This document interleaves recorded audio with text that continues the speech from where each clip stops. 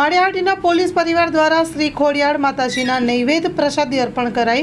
માળિયાહાટીના જૂના પોલીસ સ્ટેશનના ગ્રાઉન્ડમાં આવેલ પુરાતન ખોડિયાર માતાજીના મંદિરે જે પોલીસ પરિવારો દ્વારા છે આસ્થાનું પ્રતીક અનેક વર્ષોથી પોલીસ પરિવારો દ્વારા વાર્ષિક નૈવેદ્ય ધરાવી પ્રસાદ અર્પણ કરાય છે।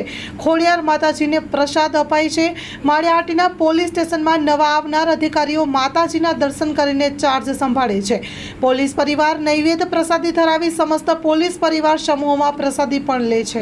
હજુ સુધી અહીં નોકરી કરી ગયેલ પોલીસ અધિકારીઓ તથા સ્ટાફ કે જેઓ અત્યાર સુધી નિવૃત્ત થઈ ગયા હોય કે બદલી થઈ ગઈ હોય કે બીજી જગ્યાએ ફરજ બજાવતા હોય, પરંતુ આ મંદિરે વર્ષે દાડે દર્શન કરવા માટે તો હંમેશા માટે આવતા જ હોય છે।